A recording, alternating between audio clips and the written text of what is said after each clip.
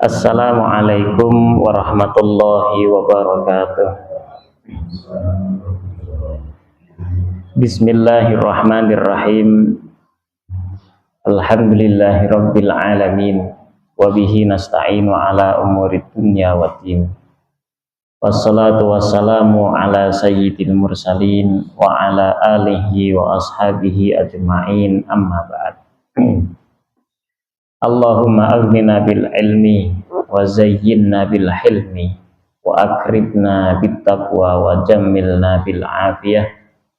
Allahumma akhrijna min dhulumatil wahmi wa akrimna binuril fahmi waftah alaina bima'rifatil ilmi wa hassin akhlaqana wa wassi' arzaqana birahmatika ya arhamar rahimin. Hadirin wal hadirat, mustami'in mustami'at rahimakumullah. Malam hari ini kita akan mengkaji tentang kesunahan-kesunahan Jumu'ah. Sebelumnya kita sudah pelajari tentang rukun syarat sholat Jumu'ah. Sekarang sisa kesunahan Jumu'ah. Wahia katsiratun, kesunahan Jumu'ah itu banyak sekali. Di antaranya adalah yang pertama al-husnu, kita mandi terlebih dahulu. Jadi Bapak Ibu sekalian, ketika bapak-bapak mau sholat Jumu'ah, maka sunnahnya adalah mandi. Nah, mandi untuk sholat Jumu'ah itu kesunahannya dari kapan sampai kapan? Kesunahannya adalah mulai ba'dal fajr, setelah subuh. Jadi setelah subuh bapak mandi, sekalian aja niatkan mau hadir sholat Jumu'ah. Niatnya nawaitul husla li huduril Jumu'ati. Bahasa Indonesianya, aku niat mandi untuk menghadiri sholat Jumu'ah. Jadi saat nyirapin itu dalam hati aja, aku niat mandi ini untuk menghadiri sholat Jumu'ah. Gitu. Ya, kesunahannya adalah setelah subuh. Sampai kapan? Berakhirnya adalah ketika orang tersebut sudah putus asa untuk menghadiri sholat Jumu'ah. Wah, saya kayaknya nggak bisa hadir nih. Nah, maka orang yang sudah putus asa untuk hadir sholat Jum'ah, habis waktu mandi Jum'ah. Nah, kalau bapak-bapak lupa, umpamanya lupa untuk mandi Jum'ah, setelah Jum'atan baru keinget, tadi belum mandi saya, gitu. Apakah orang tersebut disunahkan mandi setelah melakukan sholat Jum'ah? Pulang ke rumah, beres Jumatan, terus mandi sunnah? Tidak. Ya, kesunahannya apa? Dari semenjak subuh sampai bapak putus asa dari melakukan sholat Jumu'ah. Nah, kesunahan mandi ini hanya diperuntukkan bagi orang-orang yang akan melaksanakan, akan menghadiri sholat Jumu'ah saja. Berarti ibu-ibu yang tidak sholat Jumu'ah, dia sholat zuhur di rumah, sunnah mandi Jumu'ah? Tidak. Bapak-bapak yang kena uzur sehingga tidak akan sholat Jumu'ah, sunnah mandi Jumu'ah? Tidak. Bapak-bapak yang sedang safar, dia nggak mau sholat Jumu'ah, langsung zuhur aja, apakah disunnahkan untuk mandi? Tidak juga. Jadi kesunahan mandi Jumu'ah hanya diperuntukkan bagi orang-orang yang akan hadir sholat Jumu'ah. Ibu-ibu nggak ada kewajiban hadir Jumu'ah, tetapi ketika seorang ibu ini pengen ikut sholat Jumu'ah, pengen hadir Jumatan, maka sunnah juga bagi ibu ini untuk mandi Jumu'ah. Beda halnya dengan mandi Idul Fitri, mandi Idul Adha. ketika datang hari raya Idul Fitri, datang hari raya Idul Adha, ada kesunahan mandi. Nah, kesunahan mandi ini disunahkan apakah hanya bagi yang akan hadir sholat Idul Fitri dan Adha? Tidak. Kesunahannya bagi siapa? Siapapun yang hidup di saat itu, mau itu anak kecil, orang dewasa, udah sepuh, tua, renta, laki-laki, perempuan, bahkan wanita-wanita haid, wanita-wanita yang masih nifas, tetap disunahkan mandi. Karena kesunahan mandi itu bukan gara-gara pengen sholat Idul Fitri, enggak. Ibu-ibu sibuk di rumah, dia tidak akan hadir sholat Idul Fitri ke lapangan, ke masjid. Karena apa? Di rumah dia masih masak ketupat, masih nyiapin opor ayam. Dia nggak akan hadir sholat Idul Fitri di masjid, tetap sunnah mandi. Ya, tetap sunnah apa? Mandi. Nah, kesunahan mandi Idul Fitri, Idul Adha ini, itu sunnahnya mulai tengah malam. Ya, tengah malam dari jam 12 ke sini itu, nah itu kesunahan mandinya. Sampai kapan? Sampai sore hari. Sampai sore hari. Sore hari tanggal 1 Syawal, atau kalau Idul Adha sore hari tanggal 10 Zulhijjah. Nah, kemudian ada kesunahan mandi Jumu'ah itu yang paling utama. Tadi kan waktunya dari setelah fajar, setelah subuh sampai sebelum sholat Jum'ah. Nah, waktu yang paling afdol, paling utama untuk seseorang mandi Jum'ah itu kapan?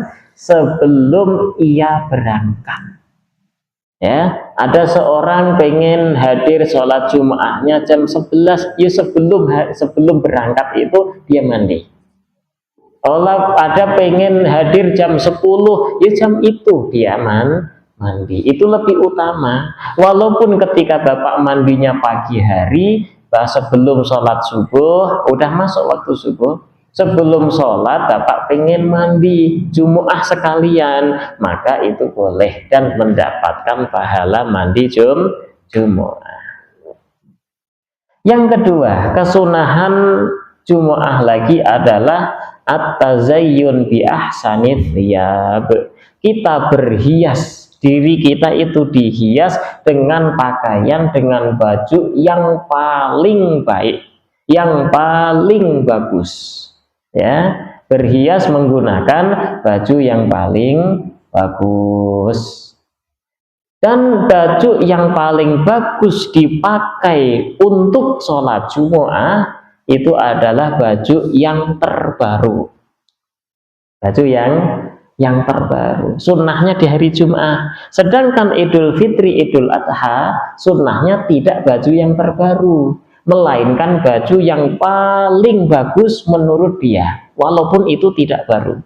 Saya punya baju nih, umpama ini paling bagus, sarung ini saya paling bagus di antara yang lain. Saya beli baju baru di Idul Fitri, Idul Adha, maka yang sunnah dipakai yang ini, walaupun ini tidak baru. Itu ya. Nah, kalau orang sekarang kan kebalik, Idul Fitri itu pakai baju yang paling baru, ya gitu. Padahal enggak, kesunahannya apa? Baju yang paling bagus walaupun tidak baru. Sedangkan untuk Jumu'ah, kita hadir sholat Jum'ah itu yang dipakai baju yang paling baru. Tidak harus beli, nah, yang penting paling baru aja. Ini paling baru nih, baru 2 bulan, nah itu dipakai. Ya. Selain yang paling baru, ada kesunahan adalah yang berwarna putih. Ya, yang berwarna putih itu hukumnya adalah sunnah. Nah, fayal basu thawba wal imamata warrida'a. Ada kesunahan lagi untuk baju yang kita kenakan saat Jumatan itu adalah pakai gamis. Nah, gamis itu adalah baju kain yang menutupi pundak sampai lutut. Itu namanya gamis. Ya, namanya gamis. Sedangkan izar atau sarung itu kain yang menutupi antara pusar sampai lutut. Nah, ini definisi baju seperti itu. Kemudian sunnah make imamah. Imamah itu udeng-udeng istilahnya. Ya, ini termasuk juga sunnah. Seorang laki-laki itu berkesunahan memakai penutup kepala. Berupa apapun, mau songkok yang hitam, atau mau peci, atau kupluk, atau topi, yang penting pakai penutup kepala. Tidak hanya saat sholat. Kesunahan laki-laki pakai penutup kepala tidak hanya saat sholat, dimanapun dia berada. Bahkan oleh para ulama menyebutkan di antara kesunahan menutup kepala adalah saat masuk kamar mandi.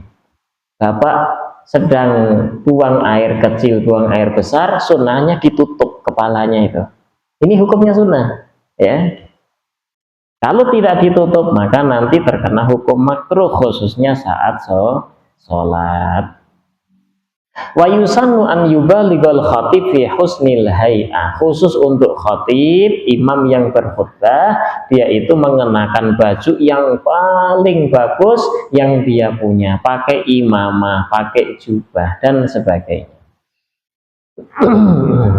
Kalau nggak punya, udah pokoknya putih, gitu ya. Putih atasnya doang nggak masalah. Yang penting pakai putih, itu hukumnya sunnah. Kemudian yang ketiga adalah at-tanadzuf. Tanadzuf itu bebersih.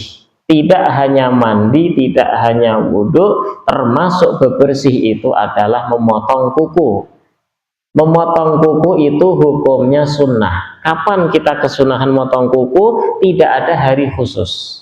Ya, tidak ada hadis yang menyatakan sunnah motong kuku di hari tertentu, tidak ada. Ya, tapi kalau kita sebelum Jumatan, sunnahnya motong kuku. Sebelum kita sholat Idul Fitri, Idul Adha, sunnahnya motong kuku, karena masuk ke dalam kategori umum sunnah bebersih. Di antara bebersih adalah motong kuku.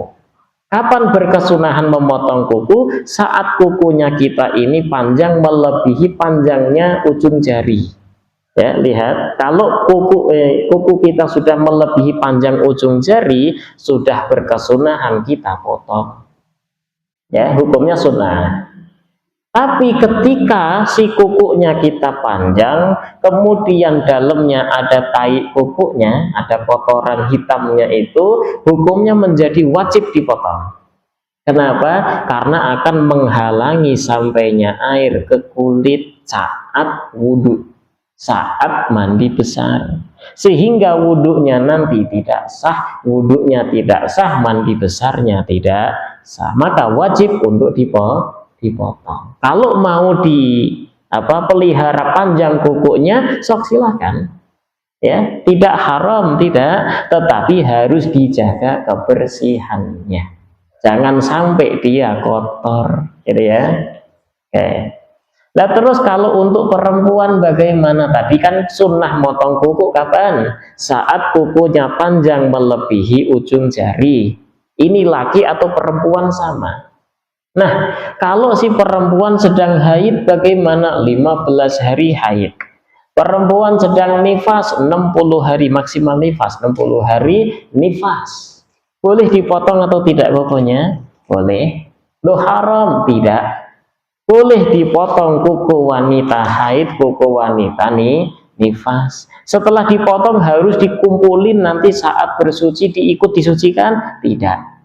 Hukumnya tidak wajib, tetapi alangkah baiknya pakainya yang bagi, ya, yang bagi itu lebih baiknya. Tapi kalau langsung dibuang begitu saja, nyisir rambut yang pada rontok itu biasanya oleh ibu-ibu yang haid nifas, diapain?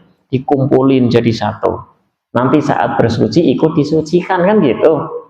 Nah, mereka berkeyakinan itu hukumnya wajib.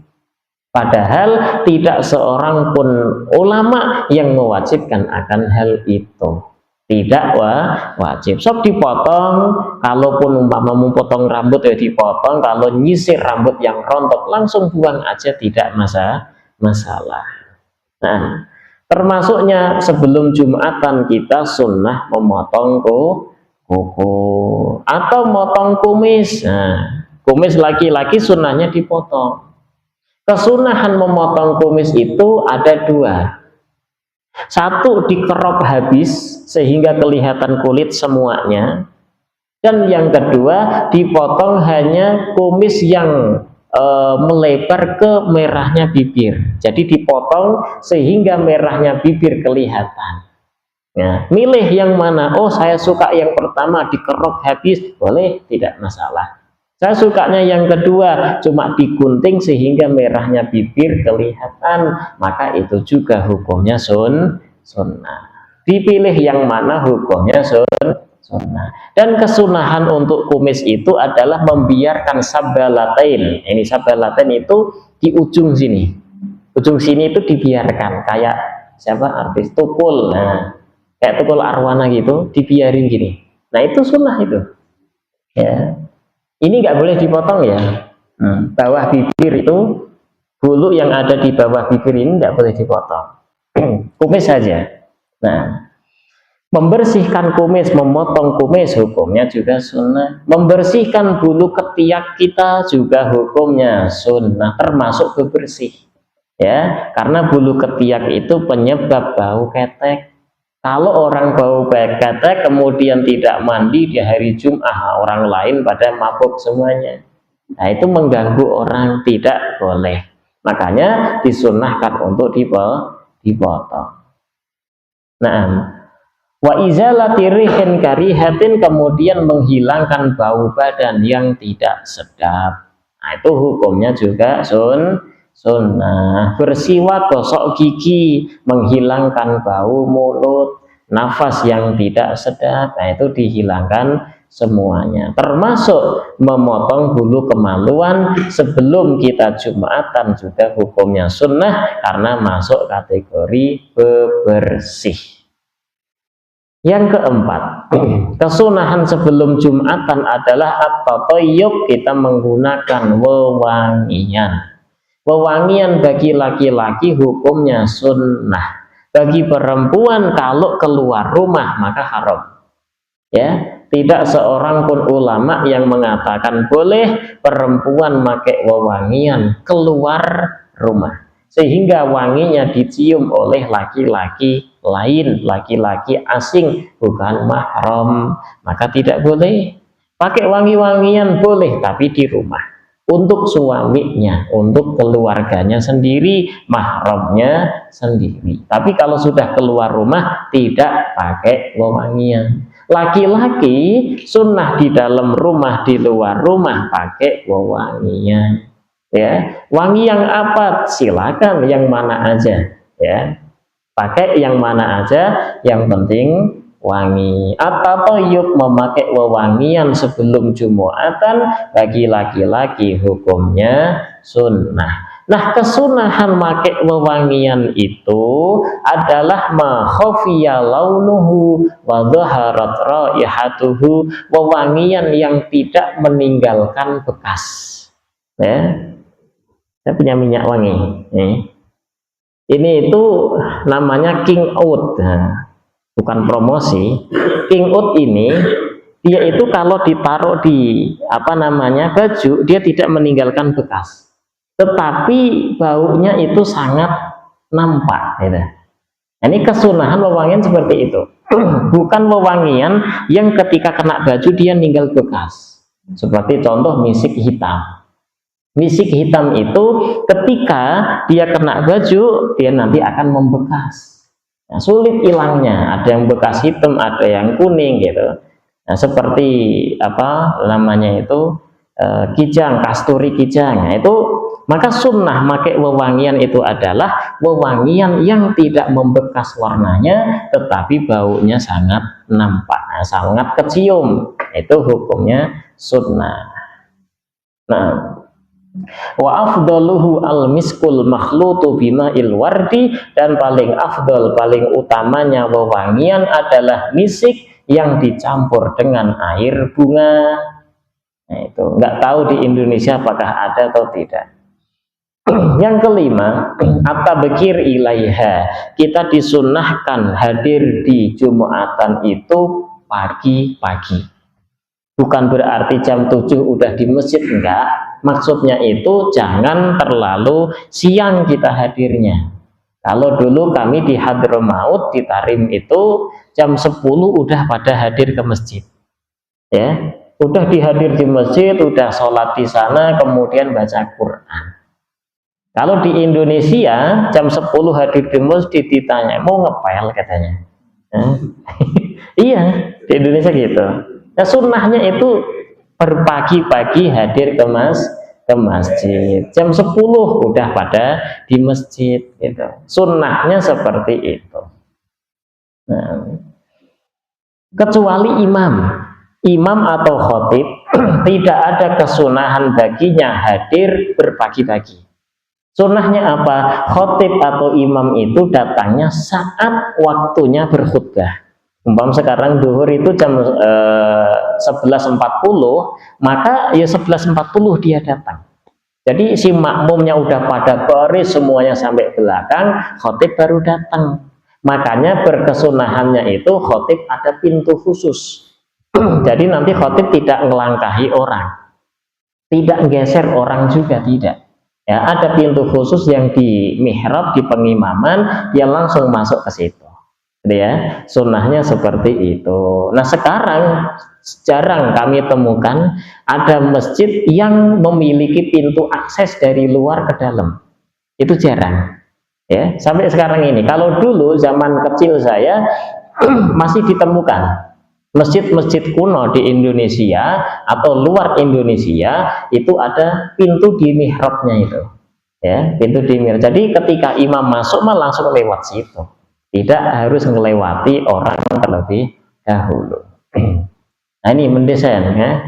Kang Kiki, antum gambar nggak? Ui. Gambar antum, gambar masjid? Enggak. Ini khusus yang gambar-gambar masjid ya. Antum gambar masjid nih, maka harus desain kayak gitu. Ya, usulan agar apa? Kesunahan untuk khotib Jumat ini terlaksana. Itu datangnya khotib nggak usah jam 11. Sekarang itu khotib jam 11 sudah standby, makmumnya nggak ada. Benar, saya sering seperti itu. Khutbah di mana-mana sama. Jam 11 udah di tempat, si makmumnya cuma 1, 2 sampai 5 aja. Itu. Nah, sekarang kebalik. Kesunahannya khotib apa? Nanti datangnya terakhir. Nah, wal istighal fi tariqihi bi qiraatin aw dzikrin. Kesunahan Bapak ketika dari rumah berangkat ke masjid itu di jalannya sibuk dengan membaca ayat suci Al-Qur'an. Oh, enggak hafal kecuali Al-Ikhlas, baca Al-Ikhlas berkali-kali. Ya. Oh, enggak bisa, maka zikir. Zikir dengan apa terserah, mau istighfar, mau tasbih, mau takbir, mau tahlil, la ilaha illallah, la ilaha illallah, sambil jalan ke masjid. Itu hukumnya adalah sunnah. Menyibukkan diri saat pergi berangkat jalan ke masjid dengan zikir atau baca Al-Quran. Sesampainya di masjid, sunnahnya sholat tahiyatul masjid 2 rakaat atau lebih. Kalau sholat tahiyatul masjid tidak harus 2 ya, boleh 1000 rakaat, boleh. Tapi syaratnya 1 kali salam. Ya, setelah 1 rakaat berdiri, nanti 1 rakaat berdiri lagi, 1 rakaat berdiri lagi, terus saja. Sampai kapanpun. Udah capek 9 rakaat salam boleh. Ganjil tidak masalah. Ya, tidak harus genap, tidak harus ganjil. Berapapun rakaatnya diperbolehkan, syaratnya cuma 1, yaitu sekali salam. Belum pernah lihat orang sholat tahiyat banyak rakaat? Belum ya. Nah, ini nanti ayo lakukan. Nah, daripada nanti antum salam berdiri lagi, salam berdiri lagi, udah langsung aja terus gitu. Ya. Sampai ke masjid sholat tahiyatul masjid. Nah, 2 rakaat atau lebih. Kalau 1 rakaat tidak boleh, 2 rakaat atau lebih. Kemudian sudah capek sholat, mau baca Quran, maka sunnahnya menunggu khotib naik mimbar membaca ayat suci Al-Quran. Nggak bisa, udah capek umpamanya, maka perbanyak zikir, perbanyak zikir, perbanyak doa. Kesunahan berikutnya, ketika kita menemui hari Jumu'ah, maka sunnahnya adalah membaca surat Al-Kahfi. Mau di malam hari, mau di pagi, siang, sore hari, maka sunnahnya membaca surat Al-Kahfi. Ada hadis yang sahih yang menjelaskan keutamaannya. Nah, wal ikthar minas sholah ala nabi, dan memperbanyak membaca sholawat ke atas Nabi. Berapa kali? Gak usah dihitung, perbanyak saja ya. Orang zaman sekarang banyak yang yuk kita baca sholawat sehari 99 kali gitu. Nah, itu sebenarnya itu nggak pernah warid diajarkan oleh Rasul, itu tidak pernah. Ya, zikir yang diajarkan oleh Rasul ada bilangan khusus tertentu, itu hanya tertentu saja. Seperti tasbih 33 kali, tahmid 33 kali, takbir 33 kali setelah sholat, itu iya. Tapi kalau seperti zikir selain itu, istighfar sekian kali, apa nggak pernah diajarkan oleh Rasul. Ada riwayat istighfar Rasul setiap kali duduk istighfarnya 100 kali, ada. Tapi seperti tahlil la ilaha illallah sekian kali pun tidak ada. Maka kita perbanyak saja. Setiap ingat di sini langsung zikir ya. Ingat langsung sholawat. Perbanyak zikir, perbanyak sholawat. Wal insat wal istima' ilal khutbati, kesunahan berikutnya adalah diam mendengarkan khutbah. Saat imamnya naik mimbar, kita hukumnya makruh ngomong. Ya, walaupun kita itu cuma ngasih tahu anak kecil, diem ya. Nah, khotib sudah naik mimbar itu sudah hukumnya makruh. Kalau makruh itu lagho itu Jumatan kita tidak dapat pahala. Dosa enggak? Tidak. Bukan nggak dapat dosa, tapi apa? Sia-sia Jumatannya. Ya, tidak dapat pahala. Orang yang tidak dapat pahala termasuk merugi. Dia udah capek nunggu khotib, dia capek nunggu sholat Jumu'ah, dia capek diem di sana, tapi nggak dapat pahala sama sekali. Ya kan rugi namanya.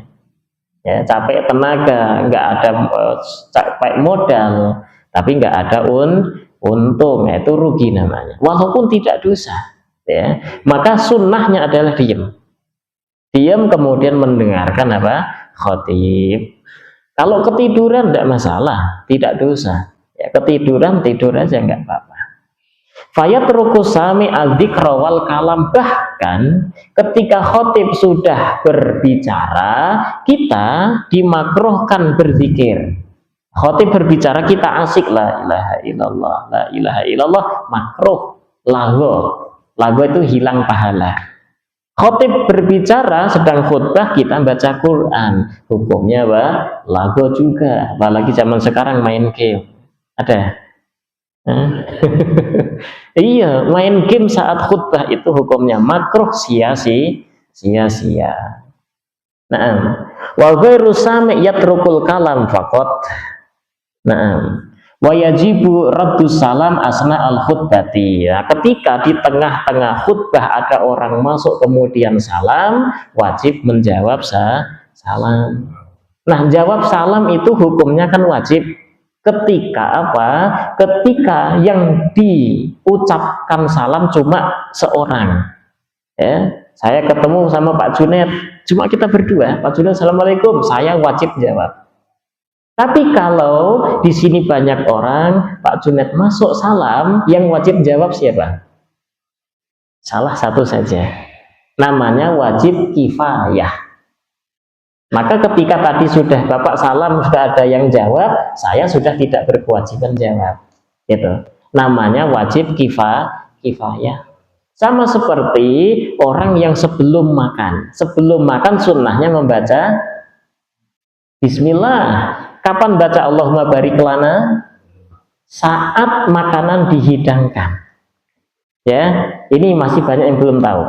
Kapan kita baca Allahumma barik lana fima razaqtana wa qina adzabannar? Saat makanan dihidangkan. Kita duduk, makanan dihidangkan. Kita baca Allahumma barik lana fima razaqtana wa qina adzabannar. Sebelum makan baru baca Bismillahirrahmanirrahim. Itu sunnahnya. Nanti kalau puasa, setelah beres makan minum satu teguk, makan satu suapan, kita baca apa? Allahumma laka sumtu wa bika amantu wa ala rizqika aftartu dhahabat dhama wa talatil urub wa sabatal ajru insyaallah. Ya, tapi kan banyak sekarang dia itu sebelum makan, sebelum minum Allahumma laka sumtu. Enggak.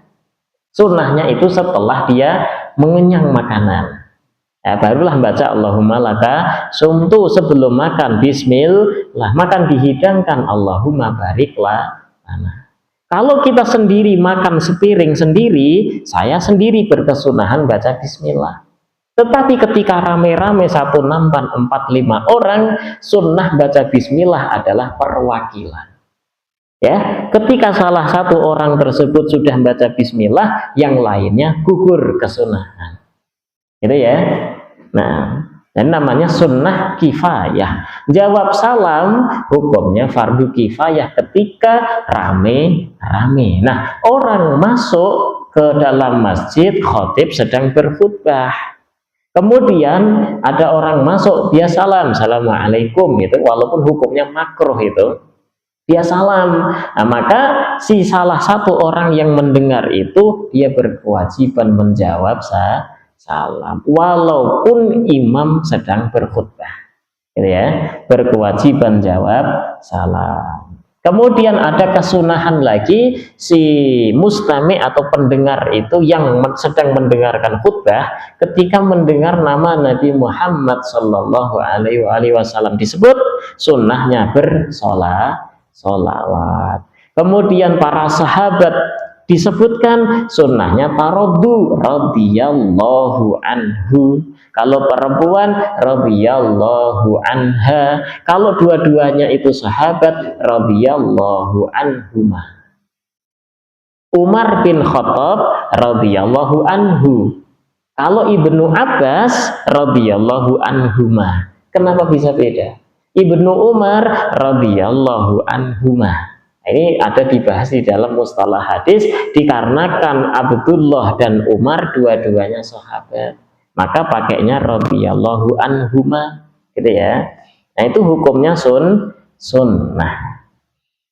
Berikutnya kesunahan lagi adalah tahiyatul masjid. Tadi sudah ya, kita masuk ke dalam masjid, sunnahnya sholat tahiyatul masjid. Kecuali saat imam itu sedang berkhutbah, kita masuk masjid, ya, kita ini masuk masjid, imamnya sedang berkhutbah, kita yang baru masuk masjid sunnah tahiyat masjid atau tidak? Sunnah, tetapi sunnahnya 2 rakaat saja, tidak boleh lebih. Tadi kan kami di awal mengatakan sholat tahiyatul masjid boleh 100.000 rakaat, kan gitu. Nah, tapi ketika imam khutbah kita masuk, maka sunnahnya cukup 2 rakaat saja, nggak boleh lebih. Dan itu pun diringankan. Ya, bacanya jangan surat Al-Baqarah, ya. Bacanya ringan-ringan saja. Itu hukumnya sunnah. Ketika khatib berdiri di mimbar berkhutbah, kita tidak boleh melakukan sholat kecuali tahiyatul masjid. Beres tahiyatul masjid dia sholat lagi qobliyah Jumu'ah, ya haram jadinya. Haram loh malah. Oh, atau sholatnya kodok, umpama kodok duhur kemarin, atau kodok subuh tadi pagi gitu, maka hukumnya itu haram. Dilarang melakukan sholat saat khotib naik mimbar berkhutbah kecuali 2 rakaat tahiyatul masjid. Ini kesepakatan seluruh ulama.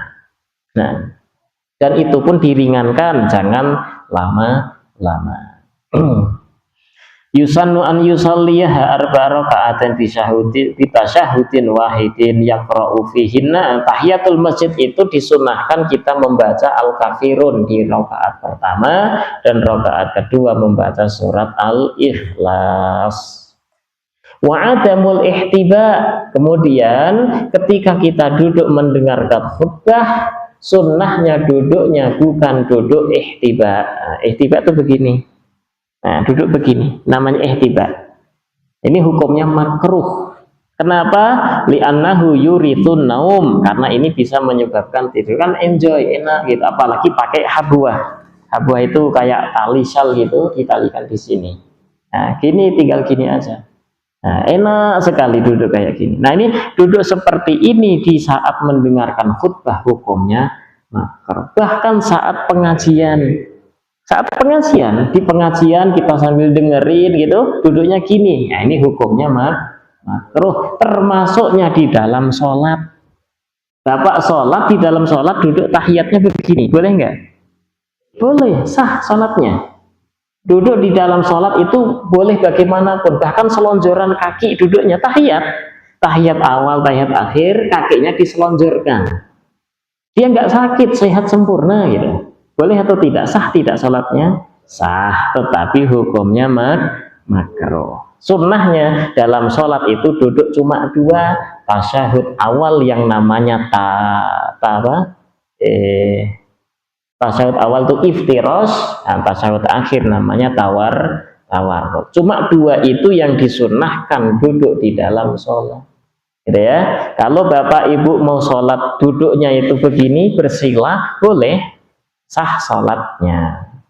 Cuma paling teman-teman nanti pada heran dah, ada orang sholat duduknya begitu gitu ya. Nah, ini ngaji dulu ya, nanti biar tahu. Nah, kesunahan berikutnya al-ikthar minat doa, kita memperbanyak doa di hari Jumu'ah, disunahkan memperbanyak doa. Karena apa? Hari Jumu'ah itu ada satu waktu yang di waktu tersebut dinamakan doa mustajabah. Doa itu akan diijabah oleh Allah. Kapan? Ya tidak tahu. Makanya perbanyak doa. Setiap ingat berdoa. Wal ityan bil musabba'ati ba'daha wa qabla an yuharrika rijlaihi wa yatakallama. Nah, ini ada kesunahan setelah kita selesai sholat Jumu'ah, beres kita salam, membaca musabba'at. Musabba'at itu membaca Al-Fatihah 7 kali, Al-Ikhlas 7 kali, Falak 7 kali, sama An-Nas 7 kali. Ada di sini? Ada enggak? Belum ada. Oh, ada. Ini hukumnya sunnah. Membaca apa? Al-Fatihah 7 kali, Al-Ikhlas 7 kali, Al-Falak 7 kali, dan An-Nas 7 kali. Namanya musabba'at. Hukumnya sunnah, dan kesunahannya itu sebelum dia mengubah posisi kakinya. Saat dia tasyahud akhir, kakinya kayak apa? Ya dia membaca musabba'at ya kayak gitu ya. Sebelum mengubah posisi kaki dan sebelum dia berbicara. Setelah dia membaca tadi 7 kali, maka disunnahkan membaca doa Allahumma ya Ghaniyu ya Hamid ya Mubdi ya Mu'id ya Rahim ya Wadud aghnina bihalalika an haramik wa bi ta'atika an ma'siyatik wa bi fadlika amman siwak sebanyak 4 kali. Ya. Hukumnya sunnah. Ada kesunahan berikutnya di hari Jumu'ah adalah taharri jamaah fajril jumu'ati. Kita berusaha sebisa mungkin untuk berjamaah subuh hari Jumat. Ya, hukumnya adalah sunnah. Di hari Jumat subuh itu kita berjamaah sholat subuh. Wa ziyaratul kubur khususan al-walidain, disunahkan juga di hari Jumat berziarah kubur, khusus kuburannya orang tua kita. Ya, di pagi hari boleh, siang hari setelah Jumatan boleh, atau kita di sore harinya hari Jumat boleh. Di Anatul Talibin di kitab Fathul Mu'in disebutkan bahkan disunahkan juga Kemis sore. Menjelang hari pergantian itu, Kemis sore menjelang maghrib hari Jumat, kita disunahkan ziarah kubur. Kami temukan di beberapa tempat mereka berziarah kubur di Kemis sore. Setelah asar mereka ziarah kubur. Kalau di tempat kami sendiri di Demak itu mereka ziarah kuburnya setelah beres Jumatan, yaitu mampir ke kubur dulu baru pada pulang. Sebagian ada yang ziarah kuburnya itu di hari Jumat ba'da asar, ada. Kapanpun ya, hukumnya sunnah berziarah kubur. Satu, untuk mengingat kematian kita, dan yang kedua mendoakan ahli kubur, mendoakan mereka. Wa sholatu tasbihi, kemudian disunahkan lagi di hari Jumat adalah melaksanakan sholat tasbih. Ada yang pernah? Pernah ya? Sholat tasbih. Sholat tasbih itu 4 rakaat. Kalau dilakukan di malam hari, 2 rakaat salam, 2 rakaat salam. Kalau di siang hari, boleh langsung 4 rakaat sekali salam. Nah, nanti di dalam 4 rakaat itu membaca subhanallah, alhamdulillah, wala ilaha illallah, Allahu akbar sebanyak 300 kali. Dibagi di setiap rukun sholat, berdiri baca Fatihah, baca surat, terus baca itu namanya apa namanya itu ada istilahnya khusus ya. Ada istilahnya khusus itu subhanallah, alhamdulillah, wala ilaha illallah, Allahu akbar, itu sebanyak 15 kali. Saat berdiri, nanti rukuk baca tasbih 3 kali, terus baca tadi pun 10 kali ya. Pokoknya cuma 15 itu cuma saat berdiri, sisanya semuanya 10 kali. Nah, itu namanya sholat tasbih, hukumnya juga sunnah. Yaitu kalau kami dulu di pesantren itu hampir diwajibkan, santri harus sholat tasbih setiap malam Jumat. Kalau di kampung-kampung itu mereka sholat tasbihnya di hari Selasa. Setiap Selasa pada maghrib itu sholat tasbih. Ya, didawamkan, asik sholat tasbih itu asik, membuat pikiran diri itu tenang banget. Ya, enak sholat tasbih itu.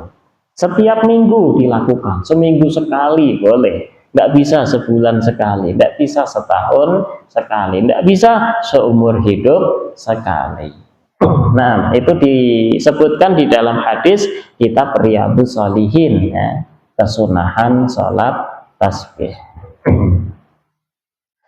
Berikutnya kesunahan hari Jumat lagi adalah ada mutakhatir riqab, tidak melangkahi manusia. Dia itu datangnya terakhir, soft 2, 3, 4, 5 udah full, tapi dia nyesek-nyesek orang ya, sampai menggeser orang, sampai Nah, ini tidak disunahkan. Bahkan ketika orang yang dilangkahi itu tidak ridho, hukumnya menjadi haram. Hukumnya haram. Ya, tidak diperbolehkan. Tapi kalau dia ridho, makruh. Ya, namanya itsar bil qurb, mendahulukan, mempersilakan orang untuk mengambil posisi yang paling utama dalam ibadah, hukumnya makruh. Namanya al-itsar. Contoh, saya berada di saf pertama, saya di saf pertama udah full, tetapi kemudian datang seorang kiai besar, ajengan gitu, saya milih mundur untuk mempersilakan ajengan ke saf pertama. Ini hukumnya makruh. Loh, saya lebih muda, dia udah sepuh, hukumnya makruh.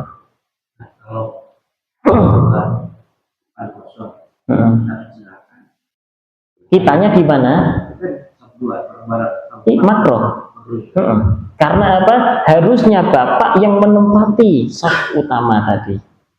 Ya, hukumnya makruh. Bahkan termasuk ya, jadi imam itu kan paling utama.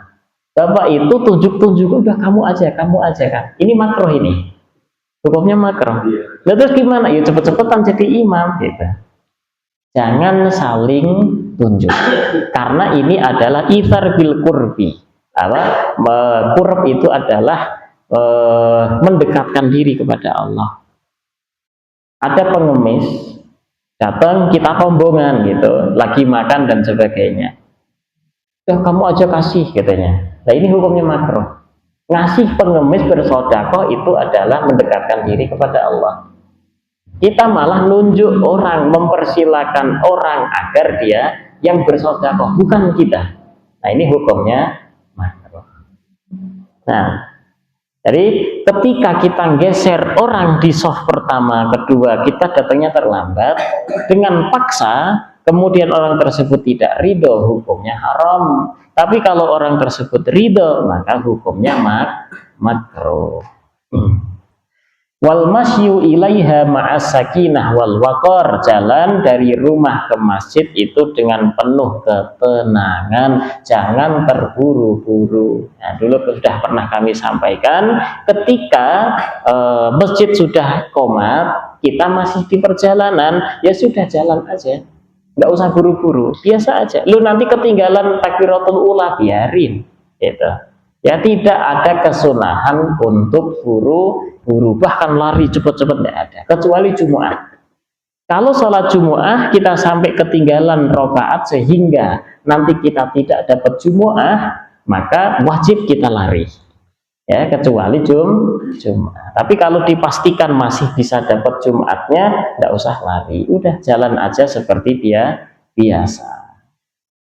Nah, wasunan al-mukhtasah bil khatibi wal imam, ada kesunahan yang khusus bagi seorang khatib, seorang imam. Antakunal khutbah alal minbar atau ala murtafi, seorang khatib dia khutbahnya itu di atas mimbar atau tempat yang tinggi daripada para makmum. Ini hukumnya sunnah. Kalau tidak ada tempatnya sama rata, tidak masalah. Kesunahannya di tempat yang paling tinggi.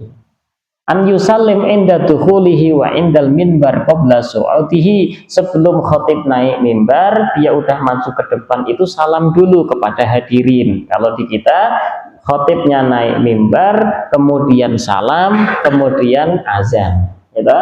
Setelah azan nanti baru khutbah. Gambarannya seperti itu. Yang ketiga, an yukbil alal musallin ba'da su'utihi wa yusallim alaihim. Ada 2 kali salam ya, khatib itu. Sunnahnya ketika dia maju ke depan langsung salam, kemudian menghadap hadirin salam lagi, gitu ya. Itu hukumnya sunnah. Kalau di kita biasanya cuma sekali salam, yaitu saat ngadep hadirin salam kemudian azan. An yajlisa halatal azan, khatib sunnahnya itu duduk saat azan dikumandangkan. Ya, kalaupun berdiri tidak masalah, tapi sunnahnya adalah duduk. Wa an yubatira ilal khutbah ba'da faragil adzan, beres adzan cepat-cepat berdiri memulai khutbah. Wa an yuratiba baina arkanil khutbati, seorang khatib dia itu mengurutkan rukun khutbahnya. Itu hukumnya sunnah, dari alhamdulillah, sholawat kepada Rasulillah, wasiat, takwa, ini berurutan. Kemudian nanti ada tambahan membaca ayat suci Al-Quran, kemudian mendoakan muslimin muslimat. Kemudian kesunahan saat khutbah itu qashirah, pendek. Khutbahnya tidak terlalu panjang, pendek dan memahamkan. Ya, kan ada khutbah itu panjang banget, tapi nggak tahu apa sih maksudnya, gitu, nggak tahu kemana-mana. Nah, itu mubazir, habis waktu. Nah, sunnahnya apa? Pendek tetapi langsung bisa memahamkan, padat ya.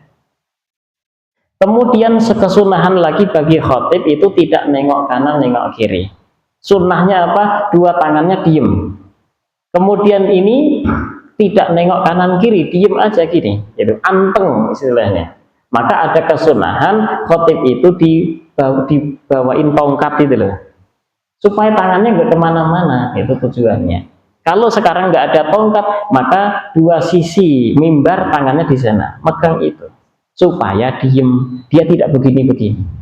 Ya, ini hukumnya makruh.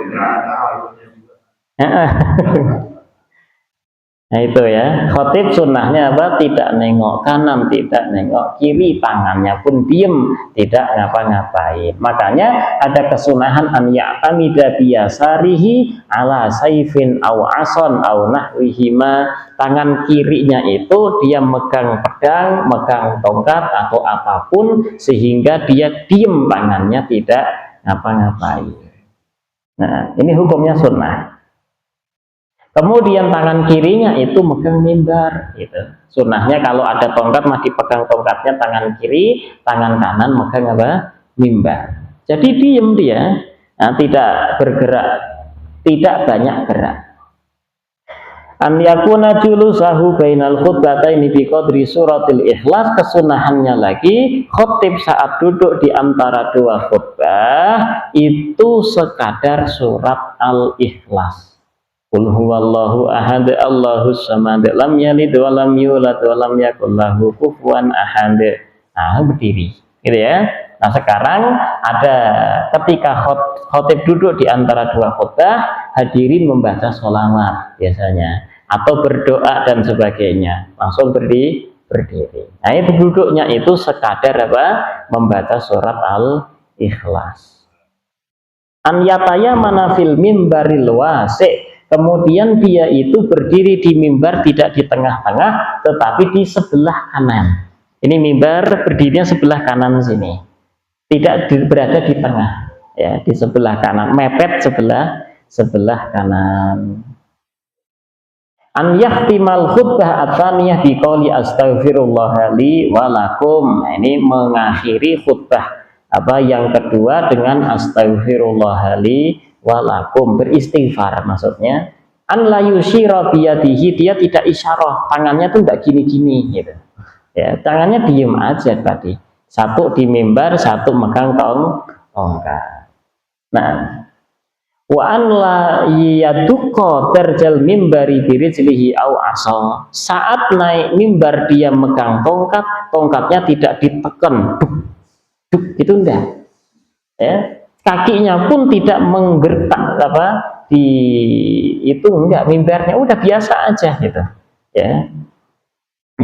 Wa adamul isra, ini sering kami saksikan dulu saat masih di kampung. Nah, khotib itu suaranya keras banget. Nah, itu tidak ada kesunahan di situ.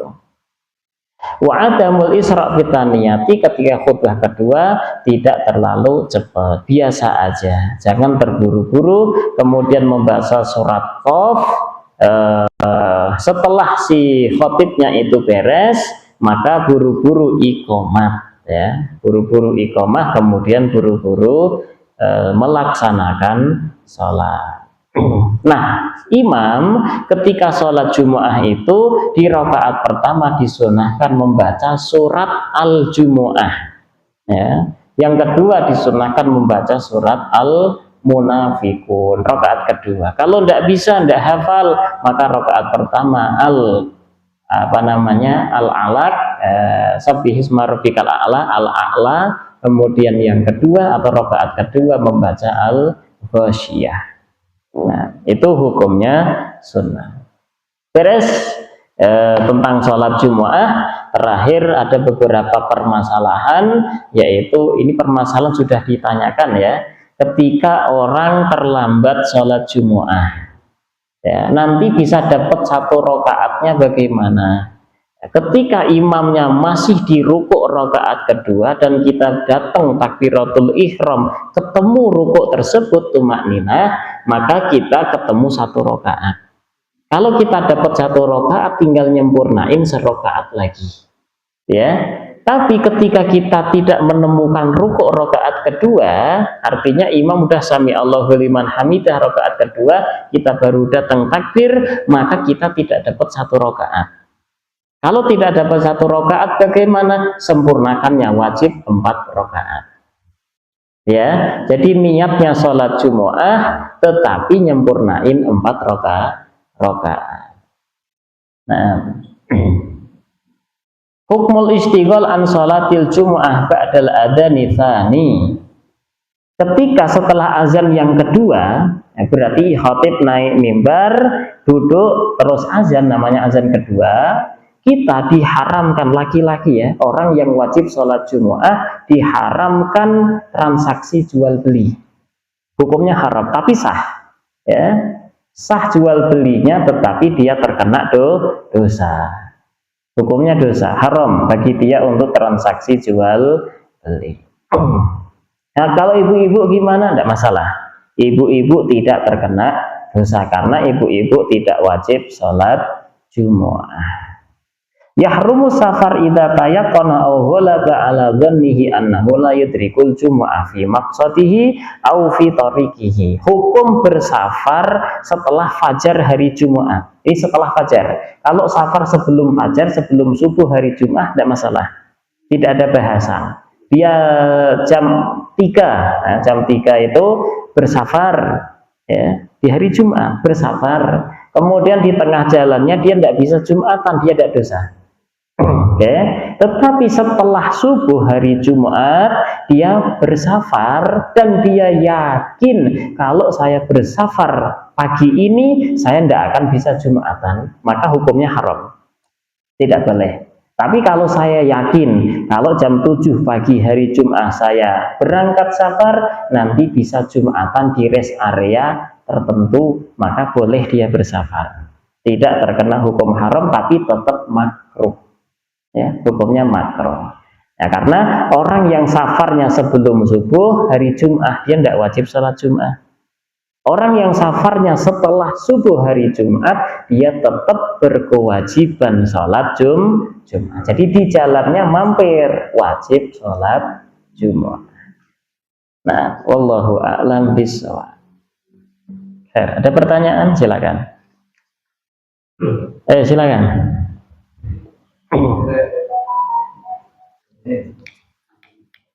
Silakan. Tangan pendek itu ada hukum makruh. Kalau sholat tangan pendek itu lengan pendek. Hukumnya makruh atau tidak belum pernah tahu ya.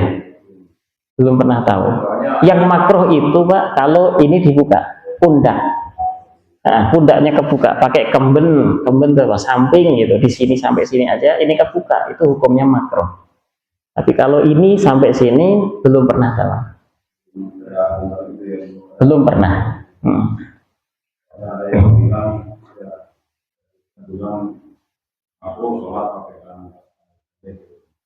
Belum pernah tahu. Coba nanti saya cari lagi.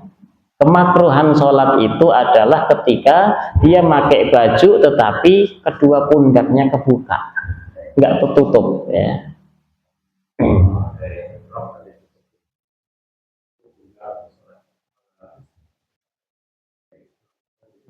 Nah, itu pengecualiannya kalau sedang ihram ittiba, ini yang kebuka, ini ketutup. Nah, itu ya sholatnya tetap dibuka. Itu kalau itu nggak masalah, memang pengecualian.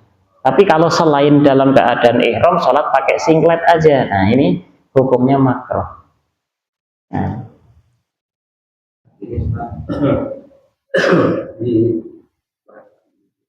Kita 2 kali pertama dan sholat yang lebih utama itu apakah saya datang azan? Yang lebih utama mana, sholat yang ke masjid atau sholat? Imamnya udah belum, sebelum imam naik kan azan sholat. Nah, ini pada saat sholat ya. Pertama itu yang lebih utama mana ya, nah, kedua-duanya. Selama khotib belum naik mimbar kita masih diperbolehkan sholat apapun, maka lebih utama ya dilaksanakan dua-duanya. Kemudian ketika nggak mau melaksanakan dua-duanya, Bapak sholat qobliyah Jumu'ah sekalian diniatkan tahiyatul masjid. Ada beberapa sholat yang boleh digabung ya. Satu, sholat tahiyatul masjid. Sholat tahiyatul masjid ini boleh digabung dengan sholat apapun. Bapak masuk masjid udah iqomat, imam udah berdiri takbiratul ihram, kan nggak mungkin sholat tahiyatul masjid tuh Bapak langsung sholat isya umpamanya. Di situ Bapak langsung dapat pahala tahiyatul masjid. Karena inti tahiyat masjid itu apa tuh? Menghormati masjid dengan cara sholat. Ya, kalau nggak mau ngelakuin dua-duanya, langsung qobliyah, Bapak dapat pahala tahiyatul masjid. Yang kedua, sholat hajat.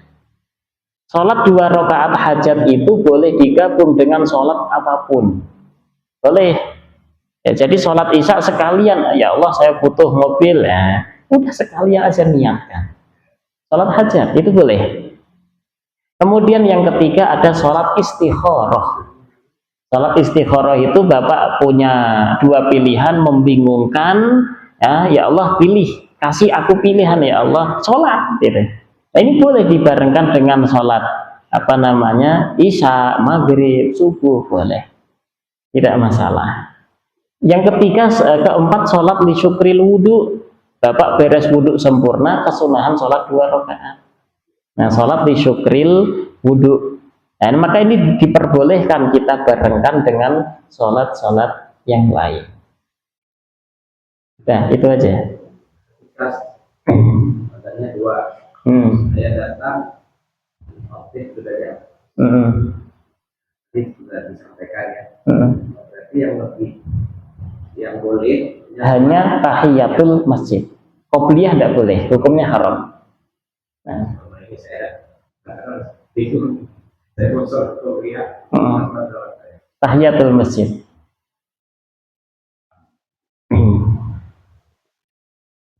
Kan kagok biasa. Kita masuk ke hadisnya itu. Tapi nggak pernah duduk sebelum sholat, betul. Kan kagok duduk gitu. Nah itu lebih. Ya memang sunnahnya sholat tahiyatul masjid. Bahkan ada badui Arab yang masuk masjid saat khutbah itu langsung duduk, ditegur oleh Rasul. Suruh berdiri sholat dulu 2 rakaat.